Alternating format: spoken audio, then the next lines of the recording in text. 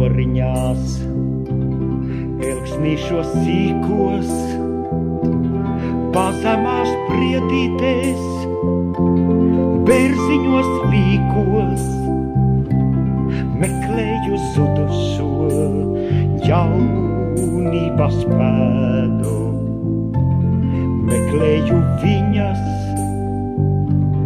laimes un bēdu. Pasaka, kurā dzen un piedzen.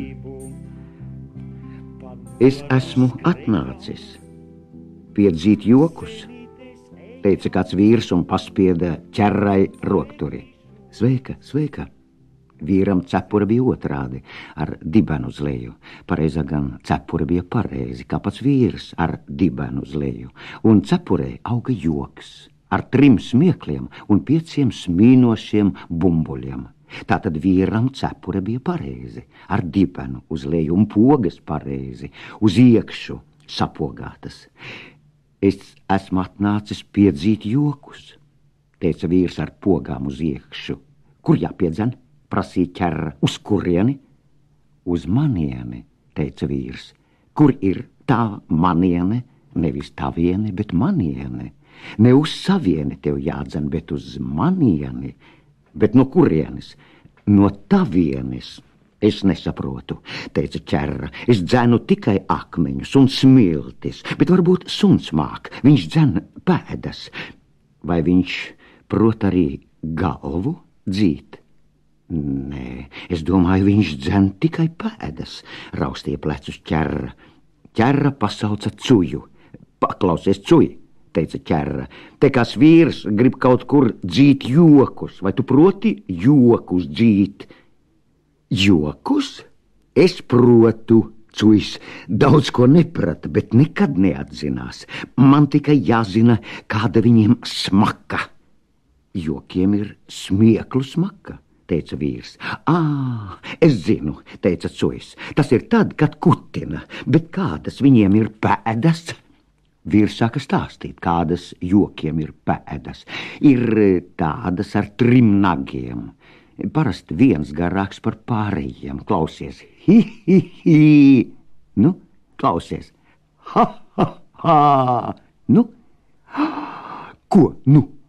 Cujs nesaprata. Dažreiz ir 3 nagi tādi, un 4. šitāds, klausies. Nu? Nē, tādas pēdas gan Cujs nebija redzējis, bet viņš neatlaidās. Kādas smiekliem ir spalvas? Viņš gribēja zināt, tādas kā putniem vai tādas kā lāčiem? Tādas kā spilveniem, teica vīrs. Nē, kaut ko tādu ar smieklu smaku un spilvenu spalvām Cujs gan nekad nebija dzinis, bet varbūt frizieris kaut ko tādu esot dzinis. Kad viņi visi atnāca pie friziera, frizieris dzina bārdu. Tu dzen bārdu? Prasīja Cujs. Nē, es tikai tā dzenāju, teica frizieris. Kad es sākšu pa īstam dzīt, tad tās sadzīšu kokos. Vai jūs arī matus dzenat kokos? Brīnījās ķerra. Nē, matus es dzenu nost, zemē, atbildēja frizieris. Bet vai, kad jūs dzenat, jūs arī rejat? Gribēja zināt Cujs. Nē, nedrīkst, teica frizieris. Kad dzenot rej, var dabūt reimatismu. Nu, gan jūs jokojat, neticēja ķerra. Mums skolā mācīja, ka reimatismu raksta nevis ar j, bet ar i. Bet vai jūs kādreiz nesat mēģinājis bārdas, pašas smailākās dzīt arī sienā? Prasīja vīrs ar cepuri, ar dibenu uz leju un ar pogām uz iekšpusi.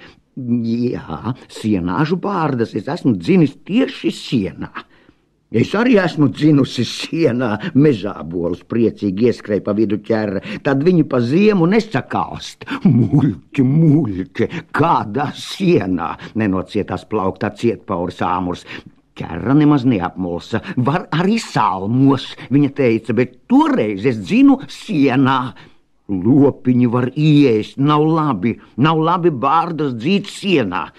Suns Cuis zināja, ka kārtība jāsargā, bet rupjais cietpaurs Āmurs jau atkal kliedza: muļķi, muļķi, naglas dzen sienā, ne bārdas.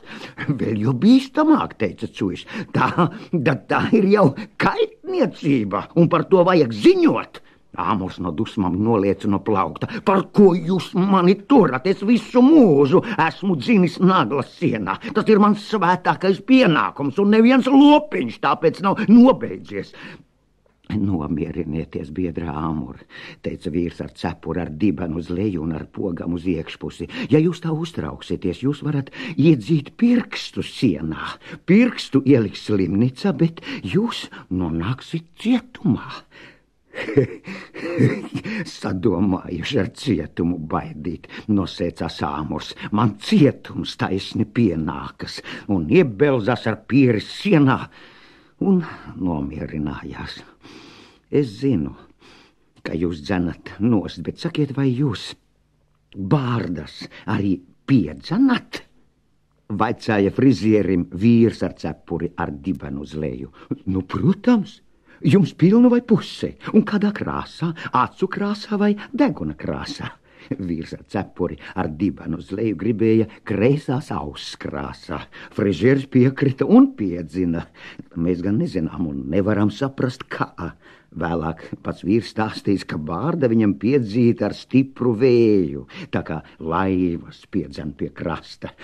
Varbūt jums arī piedzīt, biedra Cui? Piedāvāja frizieris. Jums pēdas plikas, lai ir, teica Cuis. Plikām pēdām vieglāk dzīt pa pēdām, bet man noderētu viena spalva astes galā. Jā, lūdzu, kuru? Mums ir peļu spalvas, ežu spalvas, cepuru spalvas, rasējam spalvas, spārnu spalvas, skropstu spalvas. Varbūt jums iedzīt astē kādu cepures spalvu? Nē. Pildspalvu, teica Cuis, vienu labu pildspalvu. Man reizēm jāpieraksta pēdas. Frizieris tā arī izdarīja, un Cuis tūlīt izmēģināja, rakstījās labi. Kā nu bija, tā bija. Kā nu mācējām, tā zinām, teica vīrs un rosījās iet prom. Tā kā nosmējās, nevajagot tik ilgi uz vietas uzturēties, tā varot uzdzīt garlaicību. Viņam nu jāiet tālāk, parādus piedzīt. Ko tad visi jums tā parādā? Prasīja frizieris. Jokus parādā, teica vīrs. Kā tad šie jums tā parādā? Gribēja zināt Cuis. Katrs jau katram jokus parādā. Katram katrā laikā ir tiesības no otra jokus piedzīt, teica vīrs ar cepuri, ar dibenu uz leju un aizgāja. Un tā nu pa pasauliet, joku dzinējs, un piedzen no mums jokus. Un no visiem dzinējiem viņš tiešām ir tas visgudrākais dzinējs. Un kad viņš atnāks, viņš arī no tevis piedzīs. Saule riet un smilšu kā pa zelti, vakoņi kā šķidrā zeltā spīd.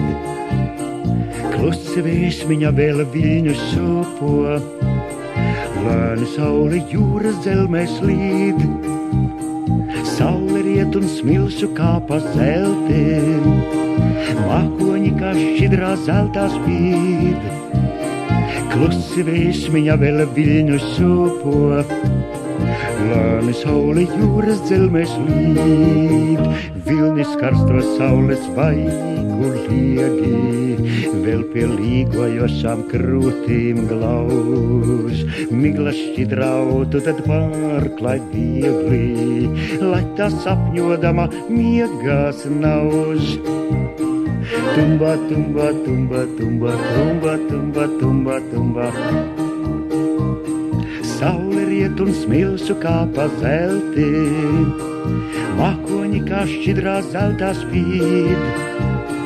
Klusi vēsmiņa vēl viļņu šūpo, lēni saule jūras dzelmēs līd.